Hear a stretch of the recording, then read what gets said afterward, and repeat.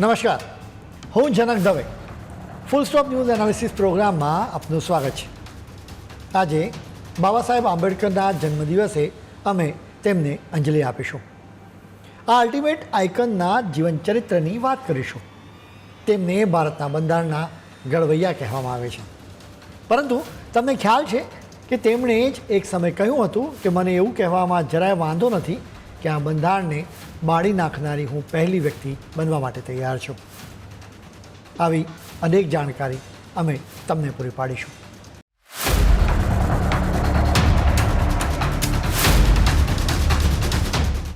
આજે 14 એપ્રિલ છે. ભારતના બંધારણના ઘડવૈયા ડૉક્ટર ભીમરાવ રામજી આંબેડકરનો આજે જન્મદિવસ છે, જેમને આપણે સૌ પ્રેમથી બાબા સાહેબ આંબેડકર તરીકે સંબોધીએ છીએ. એ ડૉક્ટર ભીમરાવ રામજી આંબેડકરનો 14મી એપ્રિલ 1981ના દિવસે મધ્યપ્રદેશના ઇન્દોર પાસેના મિલિટરી કેન્ટોનમેન્ટ મોમાં જન્મ થયો હતો. બાબા સાહેબના પિતા રામજી આંબેડકર અંગ્રેજોના લશ્કરમાં સુબેદાર હતા. બાબા સાહેબ 6 ડિસેમ્બર 1956ના દિવસે 65 વર્ષની ઉંમરે ગુજરી ગયા. બાબા સાહેબ પોતાની પાછળ એક ભવ્ય વારસો છોડી ગયા. બાબા સાહેબના યોગદાનનો વ્યાપ બહુ વિશાળ છે અને બધા વિશે એક કાર્યક્રમમાં વાત કરવી શક્ય નથી. પણ બાબા સાહેબનું સૌથી મોટું યોગદાન આઝાદ ભારતનું બંધારણ ઘડવામાં તેમણે ભજવેલી ભૂમિકા છે. આ ભૂમિકાના કારણે બાબા સાહેબ આંબેડકરને ભારતના બંધારણના ઘડવૈયા તરીકેનું બિરુદ પણ મળ્યું. આજે આ વિશેષ કાર્યક્રમમાં દેશનું બંધારણ ખરેખર કઈ રીતે ઘડાયું હતું અને બાબા સાહેબ આંબેડકર અને તેમની ટીમે આઝાદ ભારતનું બંધારણ ઘડવાના ભગીરથ કાર્યમાં શું યોગદાન આપ્યું હતું તેની વાત કરીશું.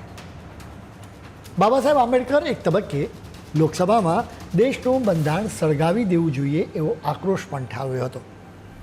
ઇતિહાસમાં દફન થઈ ગયેલા એ રસપ્રદ પ્રકરણની પણ આજે વાત કરીશું. ભારતનો પ્રજાસત્તાક દિવસ 26 જાન્યુઆરી છે. ભારત પ્રજાસત્તાક બન્યું અર્થ એ કે 26 જાન્યુઆરી 1950ના દિવસે ભારતનું પોતાનું બંધારણ અમલમાં આવ્યું. ભારતે અંગ્રેજોના શાસનથી આઝાદી મેળવ્યા પછી લોકશાહી અપનાવી, પરંતુ ભારતનું પોતાનું બંધારણ નહોતું. અંગ્રેજોએ યુનાઇટેડ કિંગડમની સંસદમાં ઇન્ડિયન પાર્લામેન્ટ એક્ટ 1947 પસાર કરીને ભારત અને પાકિસ્તાન એવા બે ભાગલા પાડી દીધા હતા. તેથી ભારત એકદમ નવો જ દેશ હતો. દેશમાં કોઈ કાયદા, કોઈ બંધારણ કે કોઈ તંત્ર જ નહોતું. અંગ્રેજ સરકારે 1935માં ભારતમાં શાસન ચલાવવા માટે ગવર્મેન્ટ ઓફ ઇન્ડિયા એક્ટ બનાવ્યો હતો. આ એક્ટમાં જે કાયદા હતા એમાં થોડા ઘણા સુધારા કરીને કામ ચલાવાતું હતું. તેથી રાજકીય રીતે ભલે આપણે 1947માં આઝાદ થયા, પરંતુ શાસન વ્યવસ્થા માટે અંગ્રેજોના કાયદા પર નિર્ભર હતા. ભારતમાં પોતાના ચોક્કસ કાયદા કે બંધારણ અમલમાં નહોતું. તેથી ભારતનું બંધારણ ઘડવાની કવાયત 1946માં દેશને આઝાદી આપવાનો નિર્ણય લેવાયો એ પહેલાંથી જ શરૂ કરી દેવાયેલી. 4 વર્ષની કવાયત પછી ભારત પ્રજાસત્તાક બન્યું. પરંતુ એ પહેલાં ભારતનું બંધારણ બનાવવા માટે ભારતે બહુ જ જબરજસ્ત કવાયત કરવી પડી હતી. સત્તાવાર રીતે લગભગ 2.5 વર્ષની કવાયત પછી બંધારણ બન્યું. પણ વાસ્તવમાં આ એક દાયકાની કવાયતનું પરિણામ હતું. ભારતનું બંધારણ ઘડવાનો યશ બંધારણ સભાને જાય છે. બંધારણ સભા એ જે બાબતોનો ભારતના બંધારણમાં સમાવેશ કર્યો તેના પર 1942માં આવેલા ક્રિસ્પ મિશનનો પ્રભાવ હતો. ક્રિસ્પ મિશન 1942માં ભારત આવ્યું ત્યારે મહાત્મા ગાંધી દેશના સર્વોચ્ચ નેતા હતા. તેથી ક્રિસ્પ મિશને ગાંધીજી સમક્ષ ભારતીયોને સત્તા સોંપવાની દરખાસ્તનો મુસદ્દો સોંપ્યો હતો. આ દરખાસ્તોમાં ભારતને સ્વાયત્તતા આપવાની વાત હતી. તેથી ગાંધીજીએ એમ કહીને આ દરખાસ્તોને ફગાવી દીધી કે ભારતને સંપૂર્ણ આઝાદીથી ઓછું કશું જ ન ખપે. બીજા વિશ્વયુદ્ધ પછી અંગ્રેજોની હાલત કફોડી થતાં ભારતને આઝાદી આપ્યા વિના છૂટકો જ નહોતો. દરમિયાનમાં બ્રિટનમાં થયેલી ચૂંટણીમાં ભારતને સંપૂર્ણ આઝાદી આપવાના વિરોધી વિન્સ્ટન ચર્ચિલનો પરાજય થયો અને લેબર પાર્ટીના એટલી વડાપ્રધાન બન્યા. એટલી અંગ્રેજીના ગુલામ તમામ દેશોને આઝાદ કરવાના તરફદાર હતા. ભારતને પણ આઝાદી આપવાની તેમણે જાહેરાત કરી અને એ માટે 1946માં 3 સભ્યોનું કેબિનેટ મિશન મોકલ્યું. તે સમયે જવાહરલાલ નહેરુની વચગાળાની સરકાર હતી અને તેને જ સીધી દરખાસ્તો આપી દેવાઈ હતી. આ દરખાસ્તોના આધારે ભારતની બંધારણ સભાએ નવું બંધારણ બનાવવાનું શરૂ કર્યું. બંધારણ સભાના સભ્યો ભારતના રાજ્યોની સભાઓના નવા ચૂંટાયેલા સભ્યો દ્વારા પસંદ કરાયેલા લોકો હતા. આ બંધારણ સભા એટલે કે કોન્સ્ટિટ્યુઅન્ટ એસેમ્બલીની રચના અંગ્રેજોના વખતમાં જ થઈ ગયેલી. બ્રિટને બીજા વિશ્વયુદ્ધની સમાપ્તિ પછી જુલાઈ 1945માં ભારતને આઝાદી આપવાની જાહેરાત કરી હતી. બ્રિટનની સરકારે ભારતમાં બંધારણ સભાના નિર્માણ માટે એક કેબિનેટ મિશન ભારત મોકલ્યું હતું. આ કેબિનેટ મિશનમાં બ્રિટિશ સરકારના 3 મંત્રી હતા. આપણે ત્યાં અત્યારે જે રીતે લોકસભા કે વિધાનસભાની ચૂંટણી થાય છે એ રીતે જ 1946માં ભારતીય પ્રતિનિધિઓ ચૂંટવા માટે ચૂંટણી થઈ હતી. ચૂંટણીમાં ધર્મ સહિતના ઘણા આધારે પ્રતિનિધિત્વ નક્કી કરાયું હતું. એ રીતે લોકોએ પોતાના પ્રતિનિધિઓને ચૂંટીને મોકલ્યા હતા. આ પ્રતિનિધિઓએ પોતપોતાના પ્રાંત કે રાજ્યમાંથી બંધારણ સભામાં પ્રતિનિધિઓને મોકલ્યા હતા. એક રીતે આ બંધારણ સભા હાલની રાજ્યસભા જેવી જ હતી. બંધારણ સભાના કુલ 389 સભ્યો હતા. તેમાં અંગ્રેજોના તાબા હેઠળના વિસ્તારોમાંથી ચૂંટાઈને આવેલા સભ્યોએ મોકલેલા કુલ 292 સભ્યો હતા. 93 સભ્યો ભારતમાંથી ભળી ગયેલા રજવાડાના પ્રતિનિધિ હતા. 4 સભ્યો દિલ્હી, અજમેર મારવાડ, કુર્ગ અને બ્રિટિશ બલુચિસ્તાન પ્રાંતના ચીફ કમિશનર હતા. જવાહરલાલ નહેરુ, ડૉક્ટર રાજેન્દ્ર પ્રસાદ, સરદાર વલ્લભભાઈ પટેલ, શ્યામા પ્રસાદ મુખર્જી, મૌલાના આઝાદ વગેરે બંધારણ સભાના મુખ્ય સભ્યો હતા. દેશનું બંધારણ ઘડવાની પ્રક્રિયા વિશે જાણવું જરૂરી છે. આ વિશે અમે તમને વધુ જાણકારી આપીશું, પરંતુ અત્યારે સમય થયો છે એક બ્રેકનો.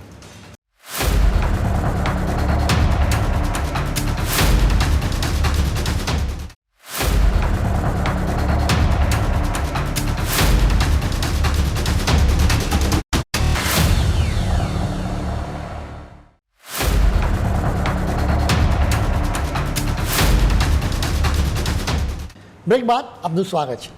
દેશ આઝાદ થયો પહેલાં બંધારણ સભા બનાવી દેવાઈ હતી, પરંતુ આ બંધારણ સભા નક્કી કરે તે કાયદાને યોગ્ય શબ્દોમાં અને કોઈ છટકબારી ના રહે તે રીતે લખવા જરૂરી હતા. એ માટે ડ્રાફ્ટિંગ કમિટી રચાઈ. દેશ 15 ઓગસ્ટે આઝાદ થયો. તેના 3 દિવસ પછી એટલે કે 18 ઓગસ્ટ 1947ના રોજ ભારતનું પોતાનું બંધારણ રચવા માટે ડ્રાફ્ટિંગ કમિટી રચાઈ હતી.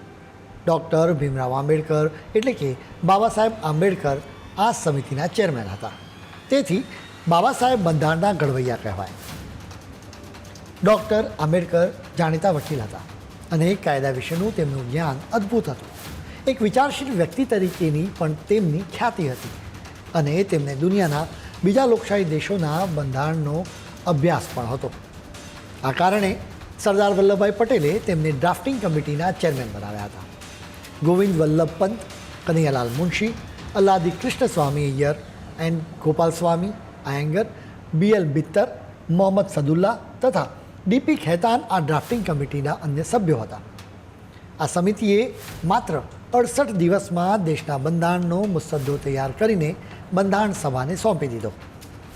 બંધારણનો મુસદ્દો મળ્યો પછી મહામંથન શરૂ થયું. દેશની બંધારણ બનાવવાની મહાકવાયત શરૂ થઈ. ડૉક્ટર આંબેડકરના નેતૃત્વમાં ડ્રાફ્ટિંગ કમિટીના વિદ્વાનોએ ભેગા મળીને બનાવેલા બંધારણના મુસદ્દામાં 400 કરતાં વધારે સભ્યો ધરાવતી બંધારણ સભાએ 2000 કરતાં વધારે ફેરફાર કર્યા. બંધારણ સભામાં મુસદ્દા તરીકે મોકલાયેલા બંધારણની એક જોગવાઈની ચર્ચા થતી.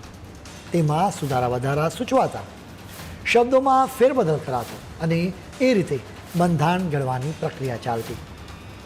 અત્યારે આપણે લોકસભા અને રાજ્યસભાની કાર્યવાહી ટીવી પર લાઈવ જોઈ શકીએ છીએ. એ વખતે ટીવી નહોતા, તેથી લોકોને બંધારણ સભાની કાર્યવાહી જોવા આવવાની છૂટ હતી. ખુલ્લામાં આ સત્ર યોજાતા અને ત્યાં જ ચર્ચા થતી. બંધારણ સભાની બેઠકો 2 વર્ષ 11 મહિના અને 18 દિવસના ગાળામાં 166 દિવસ માટે મળી હતી. મહામંથન અને ભારે મનોમંથન પછી છેવટે બંધારણની તમામ કલમોને બંધારણ સભાની મંજૂરી મળી અને બંધારણ તૈયાર થયું. 29મી નવેમ્બર 1949ના રોજ આ નવા બંધારણને બંધારણ સભાએ સર્વાનુમતે મંજૂરી આપી. એ પછી બંધારણની નકલો તૈયાર કરવા માટે પ્રિન્ટિંગની કામગીરી શરૂ થઈ. આ કામગીરી જાન્યુઆરીના ત્રીજા અઠવાડિયામાં પૂરી થઈ ગઈ. એ પછી 24મી જાન્યુઆરી 1950ના રોજ બંધારણની હાથે લખાયેલી 2 નકલો બંધારણ સભામાં લવાઈ. એક નકલ હિન્દીમાં અને બીજી અંગ્રેજીમાં હતી. બંધારણ સભામાં એ વખતે 308 સભ્યો રહ્યા હતા. આ તમામ સભ્યોએ આ બંને નકલો પર પોતાના હસ્તાક્ષર કર્યા. 2 દિવસ પછી એટલે કે 26 જાન્યુઆરી 1950ના દિવસે આ બંધારણ અમલમાં આવ્યું. આપણું પોતાનું બંધારણ અમલમાં આવતા જ અંગ્રેજોના વખતની ભારતની બંધારણ સભા વિખેરી નખાઈ. આ બંધારણ સભા ભારતની સંસદ બની ગઈ કે જેની મુદત 1951માં પૂરી થઈ ગઈ.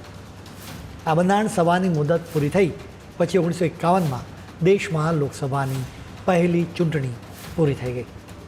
અંગ્રેજોની વિદાય વખતે દેશમાં વાઇસરોય અને ગવર્નર જનરલનું શાસન હતું. લોર્ડ માઉન્ટબેટન દેશના છેલ્લા વાઇસરોય અને ભારતના પહેલા ગવર્નર જનરલ હતા. 21 જૂન 1948ના રોજ માઉન્ટબેટન ભારત છોડીને વિદાય થયા. પછી મહાત્મા ગાંધીના વેવાઈ સી રાજગોપાલાચારી દેશના ગવર્નર જનરલ નિમાયેલા. દેશનું બંધારણ અસ્તિત્વમાં આવ્યું. એ સાથે જ ગવર્નર જનરલનો યુગ પણ પૂરો થયો અને ડૉક્ટર રાજેન્દ્ર પ્રસાદ દેશના પહેલા રાષ્ટ્રપતિ બન્યા. 26 જાન્યુઆરી 1950ના રોજ દેશના બંધારણની સાથે દેશને તેના પોતાના પહેલા રાષ્ટ્રપતિ પણ મળ્યા. સવારે 10:18 ભારતનું બંધારણ અસ્તિત્વમાં આવ્યું અને તેનો અમલ શરૂ કરવામાં આવ્યો હતો. તેની બરાબર 6 મિનિટ બાદ એટલે કે 10:24 વાગે ડૉક્ટર રાજેન્દ્ર પ્રસાદે રાષ્ટ્રપતિ પદના શપથ લીધા. બાબા સાહેબ આંબેડકરે પોતાને સોંપાયેલી જવાબદારી નિભાવીને બંધારણ તો બનાવી આપ્યું પણ તેનાથી તેમને સંતોષ નહોતો. તેનું કારણ એ હતું કે આ બંધારણ અંગ્રેજોના બંધારણની નકલ કરીને બનાવાયેલું હતું. 1946માં એટલીએ 3 સભ્યોનું કમિશન ભારત મોકલ્યું. ત્યારે તેમણે જે દરખાસ્તો રજૂ કરેલી એ અંગ્રેજોથી પ્રભાવિત નહેરુએ આંખ મીચીને સ્વીકારી લીધી હતી. આ દરખાસ્તોને આધારે જ મુસદ્દો તૈયાર કરવાનું કામ પછીથી શરૂ કરાયું. બાબા સાહેબ ડ્રાફ્ટિંગ કમિટીના ચેરમેન બન્યા ત્યારે તેમને અંગ્રેજોએ બનાવેલી દરખાસ્તો સીધી સોંપી દેવાયેલી.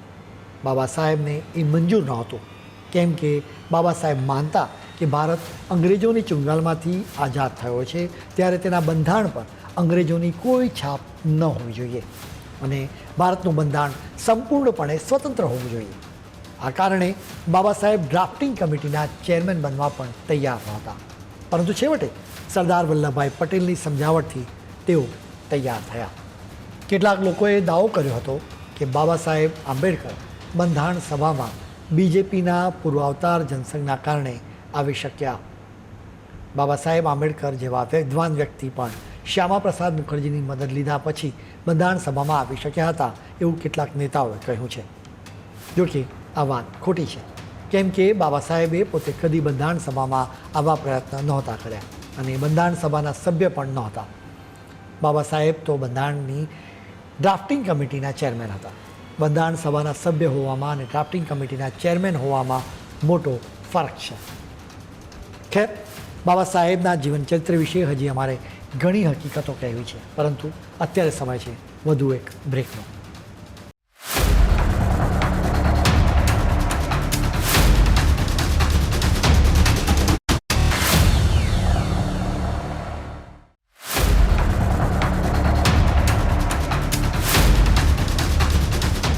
બ્રેક બાદ આપનું ફરી સ્વાગત છે. બાબા સાહેબ વિશે અમારી આ વિશેષ રજૂઆતને અમે આગળ વધારીશું. બાબા સાહેબ કાયદાના જાણકાર હતા અને વહીવટીતંત્રના અનુભવી હોવાથી સરદાર વલ્લભભાઈ પટેલના આગ્રહથી તેમને બંધારણ સભાનો ડ્રાફ્ટ બનાવનારી સમિતિના ચેરમેન બનાવાયા હતા. બાબા સાહેબને આ જવાબદારી સોંપવામાં શ્યામા પ્રસાદની એમાં કોઈ જ ભૂમિકા નહોતી. બાબા સાહેબ માત્ર ને માત્ર સરદાર પટેલના આગ્રહથી બંધારણની ડ્રાફ્ટિંગ સમિતિના ચેરમેન બન્યા. બાકી તેમને બંધારણની રચના અંગેની કવાયતથી સંતોષ નહોતો જ. બાબા સાહેબને બંધારણની ઘણી જોગવાઈઓ સામે ઉગ્ર વિરોધ હતો. જમ્મુ અને કાશ્મીરને ખાસ દરજ્જો આપતી બંધારણની કલમ 370 તેનું શ્રેષ્ઠ ઉદાહરણ છે. બાબા સાહેબ દેશભક્ત હોવાથી તેમણે 370 કલમનું તૂત ઊભું કરનારા શેખ અબ્દુલ્લાને બહુ ખરી ખોટી સુનાવી હતી. બાબા સાહેબે કહ્યું હતું કે ભારતનું એક રાજ્ય હોવા છતાં જમ્મુ અને કાશ્મીરને ભારતની સમકક્ષ દરજ્જો આપવો એ ભારતના હિતો સાથે ગદ્દારી હશે અને હું ભારતનો કાયદા મંત્રી છું ત્યાં લગી એ નહીં જ થવા દો. બાબા સાહેબે 370મી કલમને સામેલ કરવા સામે પણ સાફ ઇનકાર કરી દીધો હતો. અબ્દુલ્લાએ નહેરુને પકડ્યા, પરંતુ એવું કહેવાય છે કે બાબા સાહેબથી નહેરુ ડરતા હતા. તેથી તેમણે શેખ અબ્દુલ્લાને ગોપાલ સ્વામી આયંગર પાસે મોકલ્યા. નહેરુએ સરદાર પટેલને પણ વાત કરી અને પોતાની ઇજ્જતનો સવાલ છે તેવા રોદણા રડ્યા. સરદાર પટેલ લાગણીમાં વહી ગયા અને તેમણે બાબા સાહેબને દેશની આબરૂ સાચવી લેવા વિનંતી કરી. દેશભક્ત બાબા સાહેબે ના છૂટકે આ વાત સ્વીકારી, પરંતુ તેમણે જ્યારે બંધારણની આ કલમ પર ચર્ચા શરૂ થઈ ત્યારે તેની ચર્ચામાં ભાગ નહોતો લીધો અને કોઈ જવાબ પણ નહોતો આપ્યો. આ તો એક ઉદાહરણ આપ્યું, પરંતુ બાબા સાહેબને બંધારણ સામે આવા ઘણા વાંધા હતા. બાબા સાહેબે પછીથી પણ બંધારણની રચના અંગે પોતાનો એ અસંતોષ તો વ્યક્ત કર્યો જ હતો. બાબા સાહેબે પોતે કહ્યું છે કે તેઓ પોતે તો ભારત માટે અલગ જ પ્રકારનું બંધારણ રચવા માંગતા હતા. બાબા સાહેબ માનતા કે ભારતે પોતાનું બંધારણ ભારતીય પરિસ્થિતિ તથા ભારતીય સમાજને ધ્યાનમાં લઈને બનાવવું જોઈએ. બાબા સાહેબ ઈચ્છતા હતા એવું બંધારણ બનાવવા બહુ જ્ઞાનની જરૂર હતી, જે બહુ ઓછા લોકો પાસે હતું. એ માટે બહુ મહેનત કરવી પડે અને એ માટે કોઈની તૈયારી નહોતી. દેશ આઝાદ થઈ ગયો હતો અને બંધારણ જ નહોતું બનેલું. તેથી ઝડપભેર બંધારણ બનાવી દેવાની સરકારને ઉતાવળ હતી. પરિણામે અંગ્રેજો દ્વારા ભારતમાં શાસન કરવા માટેના જે કાયદા બનાવ્યા હતા તેની જ બેઠી ઉઠાંતરી કરીને તથા અંગ્રેજોએ ક્રિસ્પ મિશનમાં મોકલેલી દસ્તાવેજોના આધારે આપણું બંધારણ બનાવી દેવાયું. મોટાભાગની બાબતો તો અંગ્રેજોએ પોતાના હિતો સાચવવા માટે 1935માં બનાવેલા ગવર્મેન્ટ ઓફ ઇન્ડિયા એક્ટમાંથી જ બેઠી ઉઠાવવામાં આવી હતી. અંગ્રેજોની નીતિ ભાગલા પાડો અને રાજ કરોની હતી. તેના કારણે અંગ્રેજોએ હિન્દુ અને મુસ્લિમોને સામે મૂકતા બંધારણનો મુસદ્દો બનાવ્યો હતો. આપણી બંધારણ સભાએ તેની નકલ કરી, તેથી નવું બંધારણ પણ એ જ નિધિ આધારિત બન્યું હતું, જેમાં અઢળક વિરોધાભાસો હતા. બાબા સાહેબનો બંધારણ સામેનો આ અસંતોષ રાજ્યસભામાં પણ એ હદે ફૂટેલો કે તેમણે રાજ્યસભામાં આક્રોશ સાથે કહેલું કે મને એવું કહેવામાં જરાય વાંધો નથી કે આ બંધારણને બાળી નાખનારી હું પહેલી વ્યક્તિ બનવા માટે તૈયાર છું. મને આ બંધારણ જોઈતું નથી. આ બંધારણ કોઈના કામનું પણ નથી. બાબા સાહેબે આ વાત 2 સપ્ટેમ્બર 1953ના દિવસે કહી હતી. રાજ્યસભામાં રાજ્યોના રાજ્યપાલોને અપાયેલી સત્તાઓ અંગે ચર્ચામાં બાબા સાહેબ બોલી રહ્યા હતા ત્યારે તેમણે અચાનક આક્રોશ સાથે આ વાત કરી હતી. બાબા સાહેબે જે શબ્દો કહેલા તેનો ગુજરાતીમાં ભાવાનુવાદ જાણીએ. આપણે ત્યાં એક પરંપરા પડી ગઈ છે. લોકો હંમેશા મને એવું કહે છે કે ઓહ, તમે તો બંધારણના ઘડવૈયા છો. મારો જવાબ એ છે કે હું હેક હતો, મતલબ કે મને ગુલામ બનાવી દેવાયો હતો. મને જે પણ કરવાનું કહેવાયું એ મેં મારી મરજી વિરુદ્ધ પણ કર્યું. બાબા સાહેબે રાજ્યપાલોની કોઈ સત્તા નથી અને તેમને માત્ર રબર સ્ટેમ્પ બનાવી દેવાયા છે મુદ્દે પણ પોતાનો આક્રોશ ઠાલવ્યો હતો.